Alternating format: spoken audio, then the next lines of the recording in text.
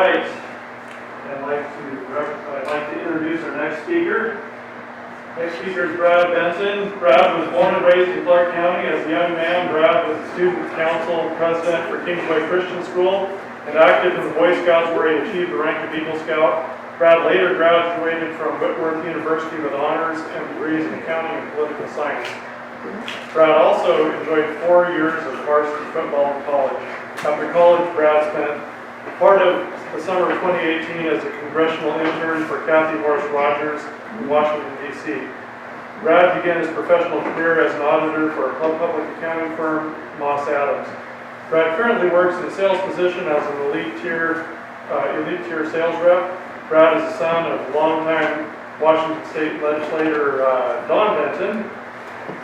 From his father, Brad learned to be a true servant of the people. Brad knows what it takes to be an effective legislator and how to get things done for the people of the 18th District. Brad was raised to respect tax dollars and understand those dollars belong to the people. Brad is eagerly ready to fight for the people of the 18th District. And if you haven't figured it out, Brad and Greg are competing for the same seat, and that's what we have a primary for, so I invited both of them to come speak and may the best man win. And I didn't know Philip was going to be here, or I would have invited him to do a speech, but maybe what we can do is in the Q&A, if anybody has questions for Philip, we'll see how much time we have at the end here. So anyway, please join me in giving a warm welcome.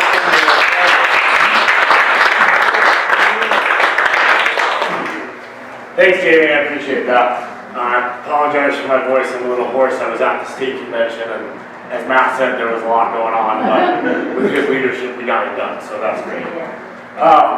So I'm Brad Benton. I'm running for the Senate here in the 18th District because I'm tired of representatives that don't stand up and fight for us and don't represent us passionately. For the last 10 years, it's my belief that we've been represented by Republicans that are content to go to Olympia, not get much done, say that they're in the minority, that's why they didn't get much done, collect their paycheck, send out a couple newsletters, call it a year, go back next year and do it again. But I'm here to say enough of that. Alright, I want to go to Olympia to fight for you, to fight for us and to fight for our values in this district. If you send me to Olympia, I'm going to stand up against the liberal agenda. This year they ran a full-on assault on our personal property rights and individual freedoms, whether it was your ability to have a gas stove in your house, whether it was your ability to legally own a firearm. The district needs someone who will stand up and stop the madness, and that's what I want to go there to do. I'm going to fight for you. That includes for lower taxes.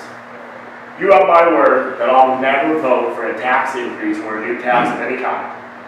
And any candidate that doesn't make that same promise doesn't deserve your vote. The government takes more than enough money to adequately fund its obligations.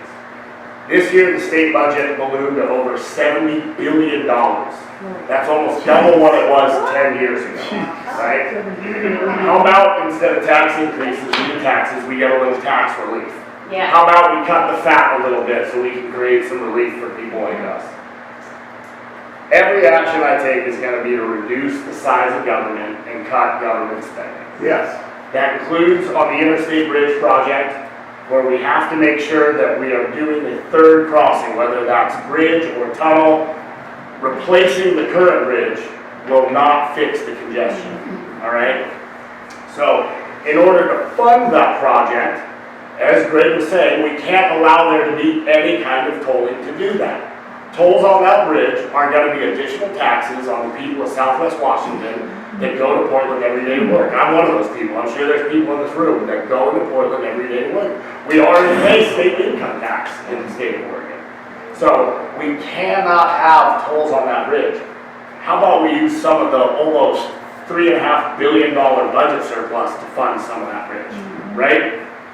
We also have to make sure that there's not light rail of any form involved in the bridge project.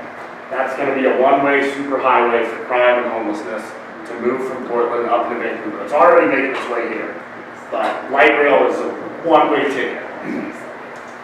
It's gonna take a fighter to stop tolling and kill right now, all right?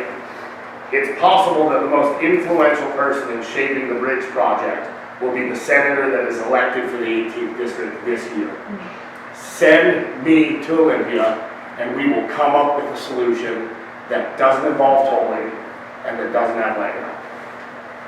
We need someone young and energetic with conservative values, someone to be our champion. You have my word that I'll be that person. I'll be your champion in Olympia. I'll be the fighter that we desperately need and the passionate, steadfast representation that all of you deserve.